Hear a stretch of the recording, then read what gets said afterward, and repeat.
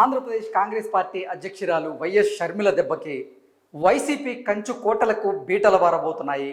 YCP ఓటమిని చూసేందుకు షర్మిల గారు కొన్ని వ్యూహాలు రచించారు. ఆ వ్యూహాల్లో భాగంగానే రానున్నటువంటి సార్వత్రిక ఎన్నికల్లో 30 స్థానాలలో కాంగ్రెస్ పార్టీ బలమైనటువంటి అభ్యర్థులను బరిలోకి దింపబోతోంది. ఆ 30 స్థానాలలో అధికార వైసీపీకి చెందినటువంటి ఓట్ బ్యాంకుని షర్మిల గారు చీల్చేటువంటి ప్రయత్నం అయితే చేస్తూ ఉన్నారు. అసలు షర్మిల గారి వ్యూహం ఏంటి? షర్మిల గారి ప్రభావం ఏ నియోజకవర్గాల మీద పడే అవకాశం ఉంది? ఎన్ని చోట్ల వైసీపీ ఓట్ బ్యాంక్ చీలే అవకాశం ఉంది అనేటువంటి అంశాలను మనం ఒకసారి స్క్రీన్ మీద చూసేటువంటి ప్రయత్నం చేస్తే, వైసీపీ ఓటమికి షర్మిల మాస్టర్ ప్లాన్. సో ఎట్టి పరిస్థితుల్లో 2024లో జరగబోతున్నటువంటి సార్వత్రిక ఎన్నికల్లో జగన్మోహన్ రెడ్డిని ఓడించి తీరాలి అనేటువంటి ప్రణాళికతో షర్మిల గారు అభ్యర్థులను ఖరారు చేశారు.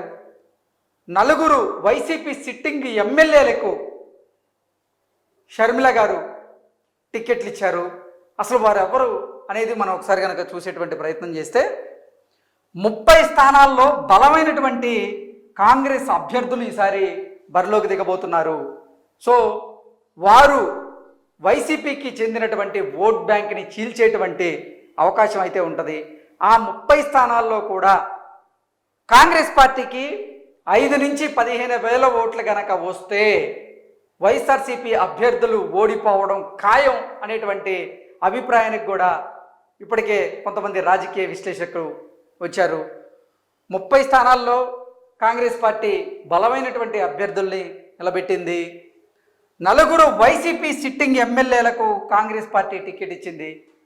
అసలు రానున్నటువంటి ఎన్నికల్లో మళ్ళీ గెలవాలని జగన్మోహన్ రెడ్డి కొంతమంది సిట్టింగులకు మొండి చేయి చూపించినటువంటి నేపథ్యంలో ఆ సిట్టింగ్ ఎమ్మెల్యేలలో 4 ఎంచుకొని ఆ 4కి షర్మిల గారు టికెట్ ఇవ్వడం జరిగింది. ఆ 4 ఎవరైనది కనుక ఒకసారి కనుక మనం చూస్తే, నందికొట్కూరు నుంచి గతంలో 2019లో గెలిచినటువంటి ఆర్థర్ గారు, ఆయనకి వైసీపీ మొండి చేయి చూపించడంతో ఆయన కాంగ్రెస్ పార్టీలో చేరారు.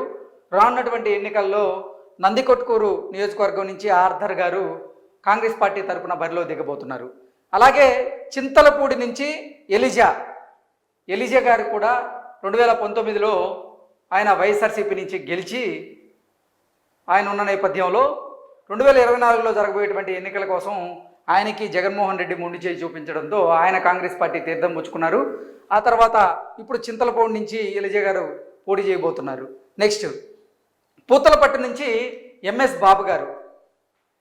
బాబు గారు ఈసారి నీకు టికెట్ ఇవ్వలేను అంటూ జగన్మోహన్ రెడ్డి ఎంఎస్ బాబు గారికి తేల్చి చెప్పడంతో ఆయన బయటికి వచ్చి అసలు రెడ్లు చేసినటువంటి తప్పులకి నేను బలైపోయాను, ఈ 5 సంవత్సరాల్లో పెద్ద రెడ్లు ఏం చెప్తే నేను అదే చేశాను, కానీ జగన్మోహన్ రెడ్డి మాత్రం పూతలపట్టులో నా మీద వ్యతిరేకత ఉంది అనే నెపంతో నాకు టికెట్ ఇచ్చేందుకు నిరాకరించారు, నాకు మొండి చేయి చూపించారు అంటూ కూడా ఎంఎస్ బాబు గారు బయటకు వచ్చి ప్రెస్ మీట్ పెట్టి మాట్లాడినటువంటి మాటలు అందరూ విన్నారు.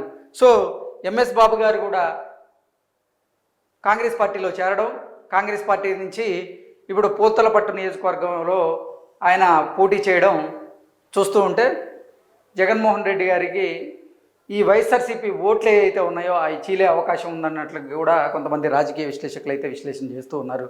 నెక్స్ట్ పి గన్నవరం నుంచి కొండేటి చిట్టుబాబు గారు కూడా 2019లో పి గన్నవరం నుంచి గెలిచి వైసీపీ నుంచి ఉన్నటువంటి నేపథ్యంలో 2024లో జరగబోతున్నటువంటి సార్వత్రిక ఎన్నికల్లో పి గన్నవరం స్థానం జగన్మోహన్ రెడ్డి వేరేవారికి కేటాయించడం, ఈయనకు మొండి చేయి చూపించడంతో ఆయన కాంగ్రెస్ పార్టీలో చేరారు. కాంగ్రెస్ పార్టీలో చేరి ఇప్పుడు కాంగ్రెస్ పార్టీ నుంచి బరిలో ఉన్నటువంటి నేపథ్యంలో ఈ 4 సిట్టింగ్ ఎమ్మెల్యేలకి షర్మిల గారు టికెట్లు ఇవ్వడం ఇప్పుడు సర్వత్రా చర్చనీయాంశంగా మారింది. అక్కడ ఆయా స్థానాల్లో ఖచ్చితంగా ఈ అభ్యర్థులు ఎవరైతే ఉన్నారో వారు వైసీపీ ఓట్లను చీల్చేలాగా పావులు కదుపుతున్నారు అనేటువంటి వార్తలు కూడా మనం చూస్తూ ఉన్నాం. నెక్స్ట్, భారీగా వైసీపీ ఓట్లు చీల్చనున్న కాంగ్రెస్ పార్టీ అభ్యర్థులు. సో మనం ఇప్పటి వరకు మాట్లాడుకున్నట్లుగా 175 అసెంబ్లీ నియోజకవర్గాల్లో కూడా ఈ కాంగ్రెస్ పార్టీ ప్రభావం, షర్మిల గారి ప్రభావం బలంగా ఉండబోతోంది. అది కూడా వైసీపీ మీదే ఉండబోతోంది అనేది రాజకీయ నాయకుల అభిప్రాయం. ఇక్కడ చూసుకున్నట్లయితే వైసీపీ ఓట్లు భారీగా చీలి అవి కాంగ్రెస్కి వెళ్ళే అవకాశం ఉంది.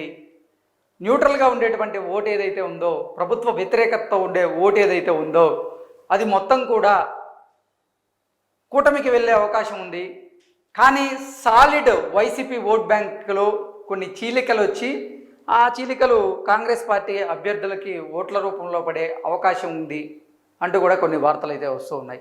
నెక్స్ట్, 25 నుంచి 30 సీట్లలో వైసీపీని భారీ దెబ్బ కొట్టబోతున్నటువంటి కాంగ్రెస్ పార్టీ. మనం ఇందాక మాట్లాడుకున్నట్లుగా 30 స్థానాల్లో కాంగ్రెస్ పార్టీ షర్మిల గారు బలమైనటువంటి అభ్యర్థులను బరిలో దింపినటువంటి నేపథ్యంలో 25 నుంచి 30 సీట్లలో వైసీపీని కాంగ్రెస్ పార్టీ భారీగా దెబ్బ కొట్టబోతోంది. సో వైసీపీకి పడబోయేటువంటి 5 నుంచి 15,000 ఓట్లను కాంగ్రెస్ పార్టీ చీల్చే అవకాశం ఉంది. అది కూడా 25 నుంచి 30 స్థానాల్లో చీల్చే అవకాశం ఉంది. సో 25 నుంచి 30 స్థానాల్లో వైసీపీ అభ్యర్థులు ఓటమి పాల్గొనడం ఖాయం అంటూ కూడా కాంగ్రెస్ పార్టీ వల్ల కొంతమంది రాజకీయ విశ్లేషకుల అభిప్రాయాన్ని వ్యక్తం చేస్తూ ఉన్నారు. కాంగ్రెస్ అభ్యర్థులకు 10 నుంచి 15,000 ఓట్లు మనం మాట్లాడుకున్నట్లుగా, ఒకవేళ కనుక కాంగ్రెస్ పార్టీ అభ్యర్థులు బలంగా ఉన్న నేపథ్యంలోనే కాంగ్రెస్ పార్టీ అభ్యర్థులకు ఏంటంటే 10 నుంచి 15,000 ఓట్లు వచ్చే అవకాశం ఉంది. ఈ 10,000 ఓట్లు 15,000 ఓట్లు కూడా వైఎస్ఆర్సీపీ నుంచి చీలినటువంటి ఓట్లే కావడం వల్ల అక్కడ వైసీపీ నుంచి అభ్యర్థిగా బరిలోకి దిగుతున్న వారికి నష్టపోక తప్పదు అనేటువంటి సంకేతాలు అయితే అందుతున్నాయి. నెక్స్ట్, కాంగ్రెస్ దెబ్బకు వైసీపీ అభ్యర్థుల జాతకాలు తారుమారు. సో మనం మాట్లాడుకున్నట్లుగా కొన్ని సర్వేలు ఇక్కడ ఎట్టి పరిస్థితుల్లో వైసీపీ గెలవబోతోంది అంటూ పక్కాగా గెలవబోయేటువంటి స్థానాలు కొన్ని ఇచ్చినటువంటి నేపథ్యంలో కాంగ్రెస్ పార్టీ బలమైనటువంటి అభ్యర్థుల్ని అక్కడ నిలబెట్టినటువంటి నేపథ్యంలో వినపడుతూ ఉన్నాయి. నెక్స్ట్, కడప ఎంపీ స్థానంలో Sharmila tough fight. Kadapa MP స్థానంలో ఈసారి షర్మిల గారు టఫ్ ఫైట్ ఇవ్వబోతున్నారు. గతంలో వైఎస్ అవినాష్ రెడ్డికి అక్కడ భారీ మెజారిటీ వచ్చిన నేపథ్యంలో వైఎస్ వివేకానంద రెడ్డి గారి హత్య కేసులో అవినాష్ రెడ్డి మీద తీవ్ర వ్యతిరేకత ఉంది. దానికి తోడు జగన్మోహన్ రెడ్డి పరిపాలన మీద కూడా తీవ్ర వ్యతిరేకత ఉన్నటువంటి నేపథ్యంలో ఈసారి షర్మిల గారు కడప ఎంపీ స్థానంలో బరిలోకి దిగబోతున్నటువంటి నేపథ్యంలో అక్కడ టఫ్ ఫైట్ ఉండబోతుంది అన్నట్లుగా కూడా కొన్ని సంకేతాలు అయితే అందుతున్నాయి. షర్మిల 1,50,000 ఓట్లు సాధిస్తే అవినాష్ రెడ్డి అవుట్. షర్మిల గారికి 1,50,000 ఓట్లు గనక పోలైతే ఇక అవినాష్ రెడ్డి పరిస్థితి అగమ్యగోచరంగా మారబోతుంది అనేది మనం చెప్పుకోవచ్చు. నెక్స్ట్, 2009లో పిఆర్పి లోక్సత్తా వల్ల ఓట్లు చీలడంతో టీడీపీ ఓటమి. సో 2009లో ఒకసారి కనుక మనం 2009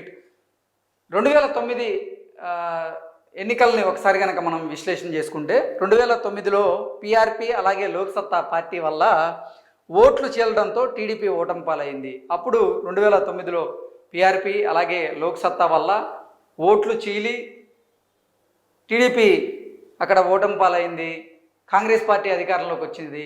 సో ఇప్పుడు అదే సమీకరణాలు ఇక్కడ చోటు చేసుకోబోతున్నాయి. కాంగ్రెస్ పార్టీ వల్ల వైసీపీకి ఓట్లు చీలి వైసీపీ ఓడిపోవడం ఖాయం అనేటువంటి సంకేతాలు అయితే బలంగా వినపడుతూ ఉన్నాయి. నెక్స్ట్, 2024లో షర్మిల సారథ్యంలోని కాంగ్రెస్ ఓట్లు చీల్చడంతో జగన్ ఓటమి.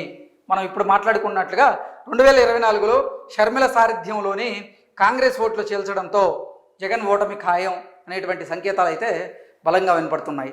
ఓవరాల్గా చూసుకున్నట్లయితే షర్మిల గారి రూపంలో జగన్మోహన్ రెడ్డిని ఓటమి భయం వెంటాడుతోంది. ఎట్టి పరిస్థితుల్లో 25 నుంచి 30 అసెంబ్లీ నియోజకవర్గాల్లో కాంగ్రెస్ పార్టీ అభ్యర్థులు బలంగా ఉండడం మూలాన వైఎస్ఆర్సీపీ ఓట్లు చీలి వైఎస్ఆర్సీపీకి సంబంధించినటువంటి అభ్యర్థులు ఓడిపోవడం ఖాయం అనేటువంటి సంకేతాలు అయితే బలంగా వినపడుతున్నాయి. Thank you so much.